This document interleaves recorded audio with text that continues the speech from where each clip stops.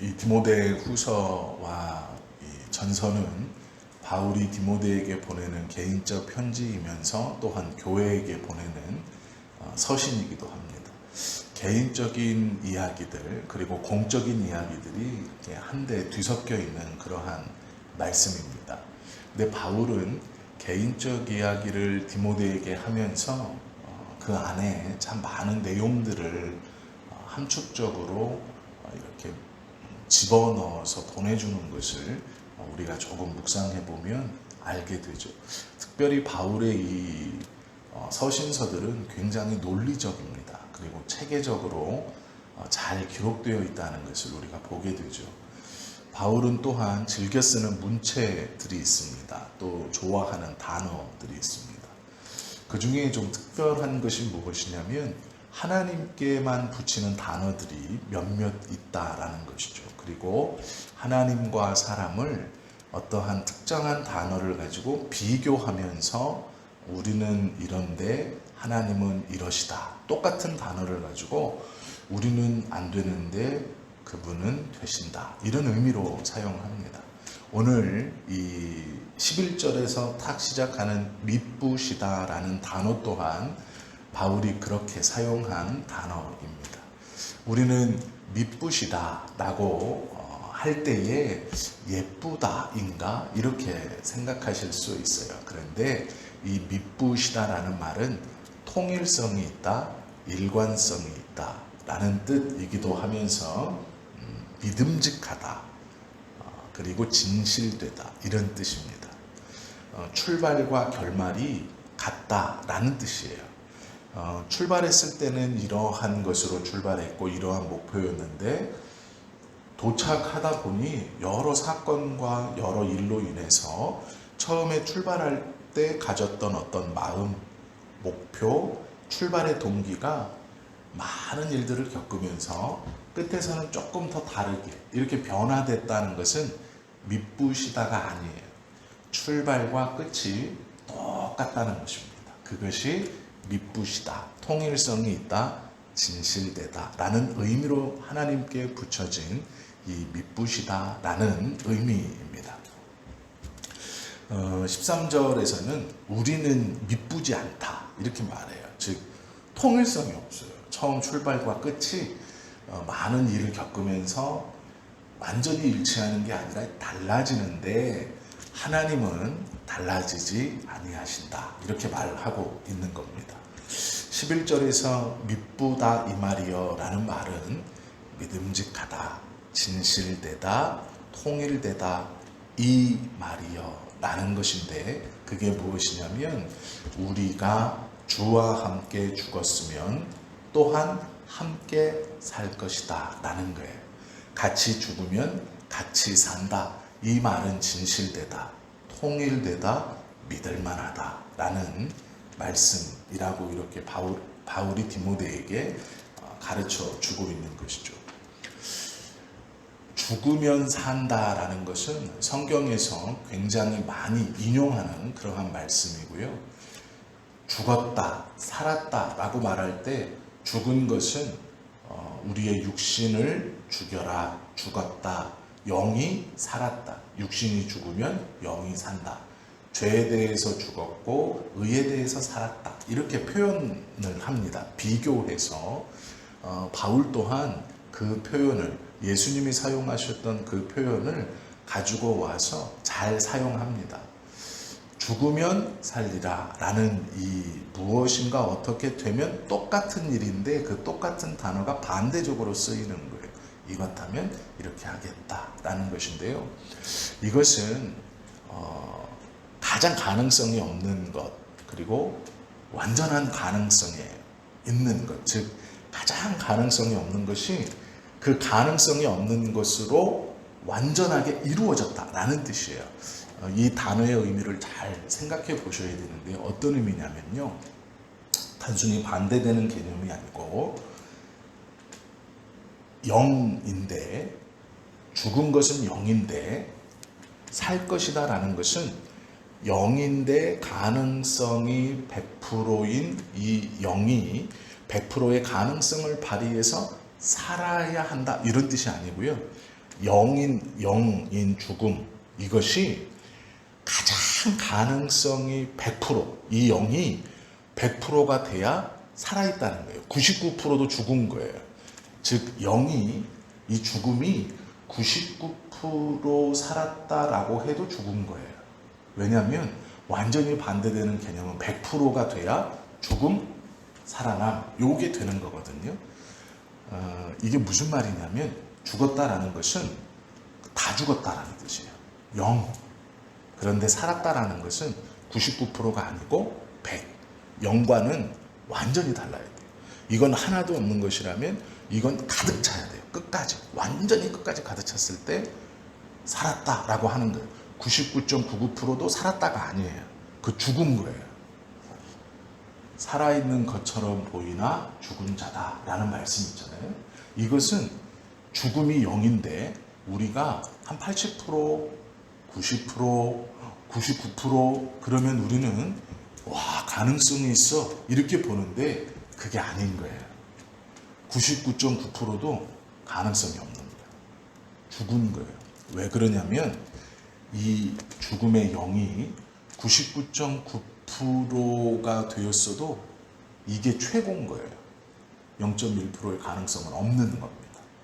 그래서 우리가 와 라고 하는 것은 그 100에 가까워지면 조금만 더 할 수 있다고 우리는 생각하지만 성경에서 말씀하시는 죽음과 삶은 그런 것이 아닙니다. 죽음의 0인 죽음이 100이 되는 것은 0이 100이 됐을 때만 살아나는 거예요. 99.9%가 되어도 죽은 거예요. 하나님은요 99.9% 죽은 것을 죽었다고 말씀하시지 0.1% 빼고 살았다라고 말씀하시는 게 아니에요. 0은 아무것도 없는 것이고요. 99.9%도 0이 최대로 가능성을 높여놨을 때 99.9%, 0.1%는 더 이상 올라갈 수 없기 때문에 이 0.1%가 올라가지 못해서 99.9%에 머물러 있는 죽음이나 0이나 똑같다는 거예요. 성경은 죽음과 삶은 0과 100이에요. 이 중간은 다 죽음이에요. 이해가 되셨죠? 그런 의미라서 죽었다라는 건 완전히 죽은 거예요. 0.2% 죽음 없어요. 99.9% 죽음 다 0, 그냥 죽은 거예요. 가능성이 없어요. 우리는 상대적으로 저 사람의 40%의 죽음보다 내가 조금 덜 죽으면 아니면 수치상으로 이렇게 비교했을 때 저 사람은 세상 사람이고 하나님의 법을 모르니까 뭐 99% 죽은 것이고 나는 하나님의 말씀도 지키고 내가 예배도 드리고 하니까 양심상 10% 남았다라고 뭐는 못해도 한 20%만 조금 잘하면 이제 하나님의 마음에 합한 자가 된다. 그런 의미가 아니에요. 될 수 없어요. 그것이 영의 최대치의 한계이기 때문에 0.1%지만 못 올라가요. 올라갈 수 없어요. 그래서 우리의 어떠한 노력이나 어떠한 공로가 다른 사람보다 아무리 좋아 보이고 뛰어나 보여도 그 0.1%, 0.001%는 절대로 넘어설 수 없는 선입니다. 그런데 넘어설 수 없는 그 선은 그냥 죽은 거예요. 0.001%라도 은혜로 작동되어 살아나지 않으면 죽은 겁니다. 이것이 상급의 개념인데요. 성경에서는 뭐라고 가르치냐면 예수와 함께 죽었다 이렇게 가르쳐요. 0이에요. 그런데 예수와 함께 죽었기 때문에 이 죽음은 100이 될 수 있는 거예요. 나 혼자 죽으면 100이 되지 못하고 50, 60, 70, 80, 90은 될지 모르지만 똑같이 죽은 거예요. 그 10을 넘어갈 수 없어요. 근데 예수님과 함께 죽었다라는 것은 우리의 죽음, 그냥 죽으면 끝나는 것인데 예수 그리스도가 함께 죽음, 우리와 함께 죽으심으로 그 죽음이 100이 된 거예요. 그래서 100이 되면 살았다. 여기부터 다 산 거거든요. 완전히 반대되는 개념입니다. 그냥 죽었다, 그냥 살았다 이런 개념이 아니에요.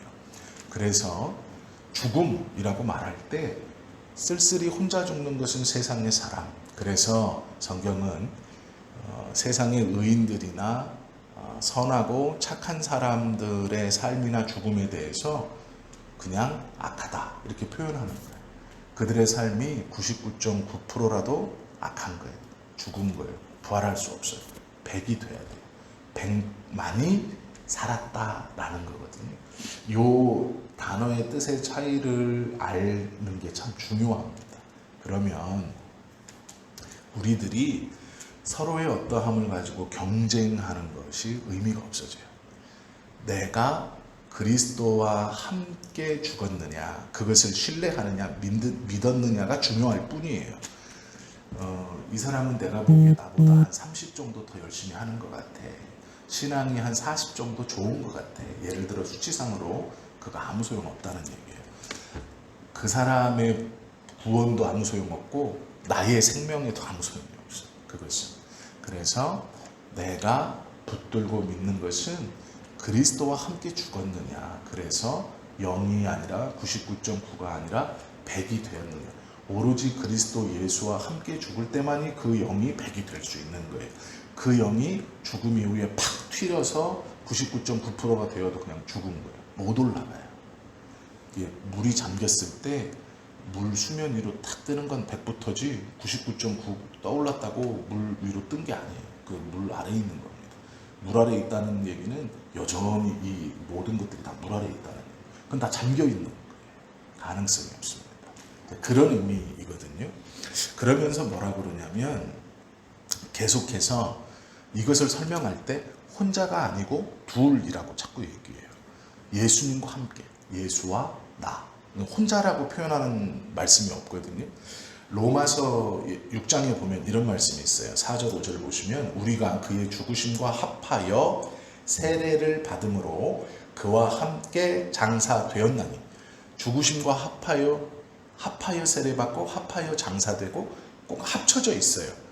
나 혼자 세례받거나 나 혼자 죽는 게 아니고 합하여. 로마서도 그렇게 설명하거든요. 이 뒤에 왜 그렇게 표현하느냐. 이는 아버지의 영광으로 말미암아 그리스도를 죽은 자 가운데서 살리심과 같이 우리로 또한 새 생명 가운데서 행하게 하려 함이니라. 만일 우리가 그의 죽으심을 본받아 연합한 자가 되었으면 또한 그의 부활을 본받아 연합한 자가 되리라. 이렇게 말씀하세요. 항상 같이 붙여놔요. 누구와 붙여놓냐면 그리스도와 함께 붙여놓거든요. 그래야 그리스도가 은혜를 경험한 것, 그리스도가 살아나신 것 같이 우리도 하나님의 은혜를 경험하고 하나님께서 살리시는 그 살리심을 받을 수 있다. 이렇게 표현하고 있어요. 이것이 복음이에요. 붙들고 있는 것. 그리스도와 함께 가는 것. 그래서 그리스도를 제하면 복음이 아닌 거예요. 그 그리스도의 자리에 어떤 사람을 데려다 놓거나 어떤 행위나 어떤 물건이나 어떤 현상 방언하지 않으면 구원받지 못한 자다. 완전히 틀린 말입니다. 구원에 그리스도가 아니라 방언을 갖다 놓는다는 행위는 굉장히 잘못된 행위예요. 즉 무엇이 나타나지 않거나 무엇이 없거나 무엇을 하지 못하거나 어떠한 것에 이르지 못하면 구원받지. 저 다 틀린 말이에요. 그리스도를 붙이지 않은 다른 것들은 다 소용없는 얘기인데 이 그리스도는 어느새 잊혀버리고 어떤 사람의 우리가 느끼기에 이렇게 화려한 것들 입신했으니까 구원받은 자야. 너는 성령의 체험이 없기 때문에 구원받지 못한 자야. 확신이 없잖아. 그것도 사실 중요한 게 아니에요. 그리스도와 함께 이것만이 중요하다라는 거예요. 바울이 디모데에게 계속 말하는 게 뭐냐면 그리스도와 함께 죽었다. 여기서 바울은요 하나님의 여러 이적과 기적들과 함께 죽었다. 네가 체험했지 않느냐? 그런 말 안 해요. 그리스도와 함께. 이게 가장 중요한 핵심입니다. 우리가 구원받았다라는 것도 그리스도와 함께라는 거예요. 그것 외에는 다른 어떠한 아무리 칭송받는 사람이라도 그 자리에 붙여놓을 수 없어요. 그게 만약에 붙여 놓아져 있다면 구원받지 못합니다. 그것은 99.9%예요. 어쩌면 성인들의 이름을 빌려 쓴다고 해도 99.9%예요. 사람들이 보기에는 가능성이 높아 보이지만 죽은 거예요. 그거는 그 0.1%를 절대로 넘을 수 없습니다. 어떤 것을 갖다 붙여놔도 마찬가지. 그 말이거든요. 그래서 자꾸 연합 이렇게 말하는 거예요. 연합은 손을 꼭 붙잡고 같이 있는 거거든요. 연합이라는 것은 죽이러 오는 적군에 대해서 둘이 동등한 입장에서 같이 막아내는 거예요. 옆에 같이 있는 이렇게 스크럼을 짜서 지키고 섰는 모습이 연합이거든요. 그래서 예수님을 쫓아가는 게 아니고요. 이렇게 같이 가는 거예요. 가운데 두고 꽉 쥐고 있는 거예요. 놓치면 죽는다는 생각. 이것이 이제 연합이거든요. 그렇게 해야 구원을 받는다. 이렇게 말씀하고 있어요. 그리스도 예수의 십자가와 연합하여 라는 말은 놓치면 죽는다는 거예요. 꽉 붙들고 서로 팔짱을 끼고 꽉 붙들고. 누가 붙들까요? 약한 놈이 붙드는 거죠. 약한 놈. 강한 놈이 붙드는 게 아니에요. 약한 놈이 붙드는 거예요. 연합에서. 꽉. 동등하다고 말하지만 동등하지 않다는 건 약한 사람이 알아요. 내가 얘 놓치면 죽어요. 쟤한테. 그런데 연합은 능히 막아낼 수 있는 이 사람을 꽉 붙들고 팔짱을 껴서 얘가 절로 움직이면 막 쫓아가야 돼요. 팔짱이 풀리면 안 돼. 풀리면 내가 죽으니까. 네, 이런 의미예요. 그래서 연합, 교회와의 연합, 그리스도와의 연합, 계속 성경은 십자가와의 연합, 계속 이 연합을 강조해요. 이것이 옆에 둔다라는 거예요. 그런데 놀라운 것은 하나님은 미쁘시다. 이 말은 일관성이 있는 거예요. 과거에도 예수 그리스도만을 통한 구원, 지금도 예수 그리스도만을 통한 구원, 미래에도 예수 그리스도만을 통한 구원, 우리가 즐거울 때도 예수 그리스도만을 통한 구원, 우리가 절망에 있을 때도 예수 그리스도만을 통한 구원. 다른 게 아니에요. 바뀌지 않는다. 그래서 하나님은 미쁘시다. 똑같다라는 거예요. 예수님을 믿었어요. 그 예수님을 믿은 기쁨, 그건 초신자 때 하는 거고요. 신앙이 깊어지면 이제 이적과 기적도 체험하고 어떤 놀라운 것들, 기도하면 병자가 나고 그런 것도 좀 체험하고 입신도 좀 하고 방언도 막 탁 손 얹고 기도하면 이 사람이 방언도 좀 받고 이래야 신앙이 어떤 수준에 올라가고 신앙이 어떤 맛이 있는 거죠. 언제까지 말이야 그리스도만 붙들고 막 하나님 뭐 예수님 뭐 언제까지 그러고 있겠냐. 죽을 때까지 그러는 거예요. 이것만이 방법이에요. 다른 것이 어떻다고 말하는 건 다 가짜들이에요. 그것은 성경의 말씀과는 다른 겁니다. 즉 하나님의 말씀과 가르침과 위배되는 거예요. 무엇인가 그 구원에 있어서 다른 것을 넣는다라는 것은 큰 잘못을 범하는 것이죠.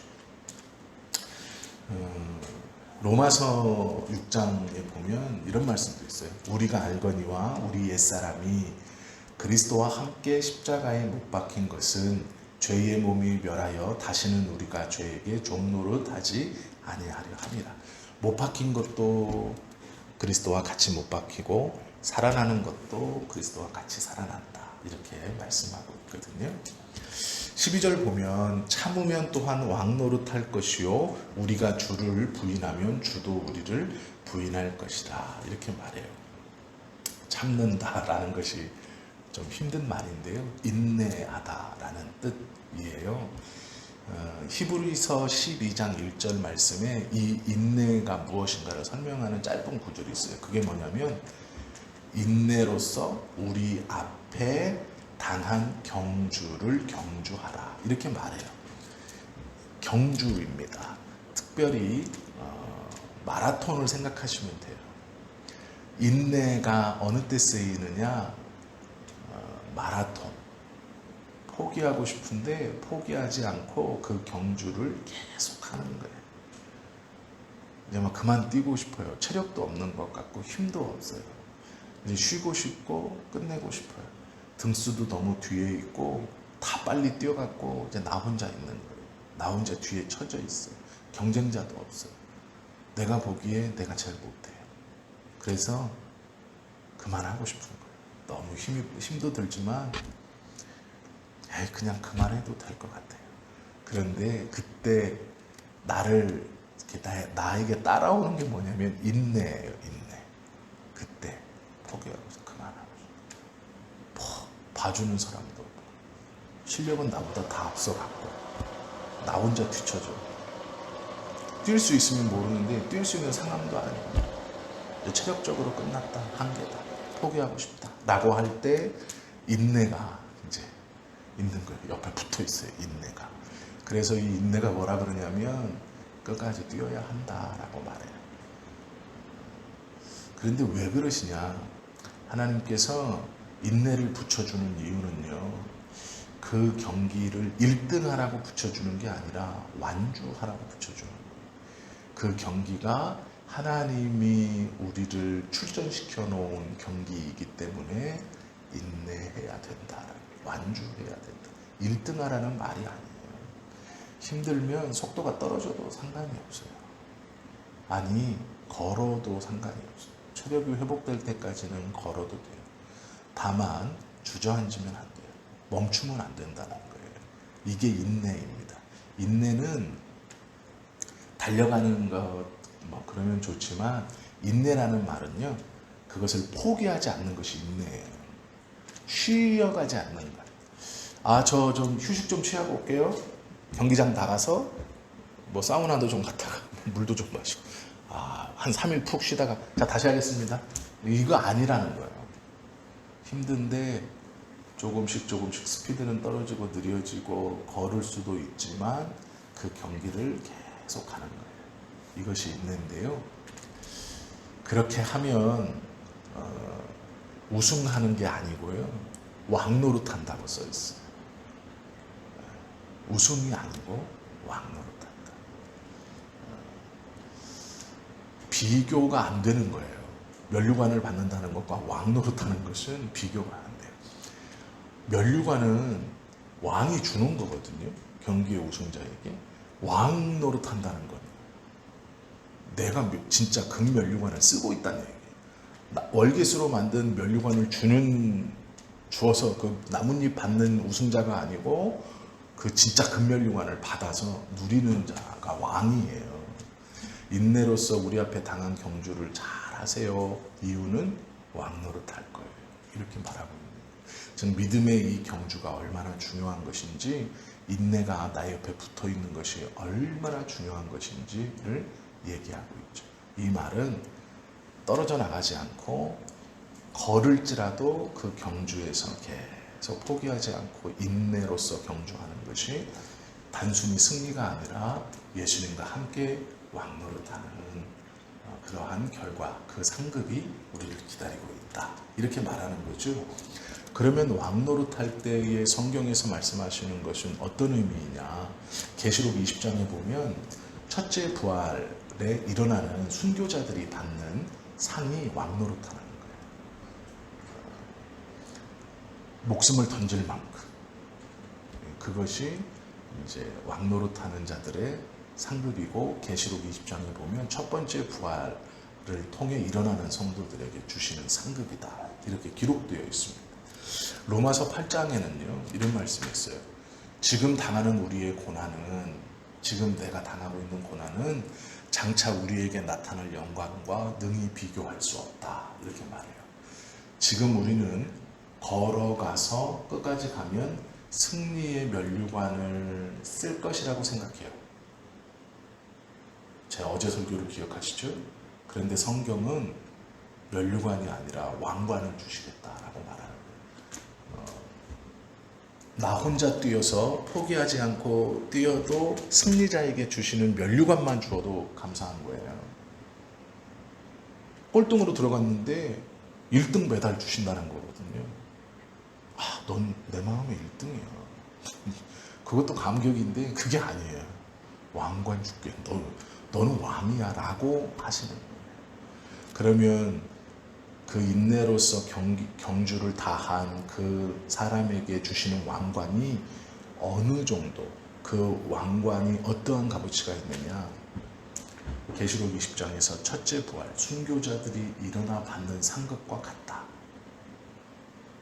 목숨 바쳐서 복음을 위해서 순교한 사람들이 하나님께 듣는 칭찬과 우리는 순교자가 아니에요. 삶의 자리에서 인내로서 하나님이 주신 이 믿음의 경주를 포기하지 않고 믿음으로 이 환난과 고통 가운데서 도망치지 않고 그것을 완주한 처음부터 마지막까지 미쁘신 하나님의 뜻에 따라 변함없이 믿음직하게 진실되게 그리스도와 함께 인내로 이 경주를 완주한 사람은 그 첫째 부활에서 일어나 상급받는 그 순교자들과 같은 상급을 받는다. 무슨 얘기예요? 제일 중요한 사람이다 라는 뜻이에요. 이들에게 주시는 그 상급이 우리들에게도 주어진다 라는 거예요. 신앙을 위해 목숨을 바쳤어요. 2000년 전에 믿음의 사람들이 믿음을 위해 초계처럼 자기 목숨을 던졌어요. 그 인정받는 그 믿음의 인정이 우리들에게도 주어진다. 이런 의미거든요. 그렇기 때문에 디모데에게 이 은혜를 사모해라. 그리고 나서 이제 13절에 뭐라 그러냐면 우리는 미쁘지 않지만 하나님은 미쁘시다. 이 말은 똑같다. 하나님이 하신 말씀, 그 약속은 꼭 이루어진다. 똑같이. 그들에게 주시는 상급의 인정과 우리들이 받는 인정은 같다. 이건 놀라운 말씀입니다. 이것 때문에 귀한 하늘의 상급을 사모하며 살 수 있는 우리의 삶에서 화려함이 아니라 묵묵함으로 가도 아무 문제 없는 거예요. 남과 비교할 필요도 없어요. 도망쳐서도 안 돼요. 그것은 단순히 우리의 구원의 문제가 아니라 하나님께서 순교자들과 같은 동일한 상을 주실 것이기 때문이에요. 그러나 그것이 우리의 단순한 믿음이 아니라 미쁘신 하나님의 말씀이기 때문에 그래서 믿을만하다 이렇게 말씀하고 있죠. 이 말씀을 기억하시고 미쁘신 하나님 요구하시는 인내를 가지고 삶의 자리에서 좀 더디지만 한 걸음 한 걸음 포기하지 마시고 하나님의 놀라운 왕 노릇하는 상급 그것이 약속되었으니 절대로 물러나지 마시고 조금 더디어도 우리의 삶의 걸음을 한 걸음 한 걸음씩 꾸준히 걸어가시는 저와 여러분 되시기를 예수님의 이름으로 축원합니다. 기도하겠습니다.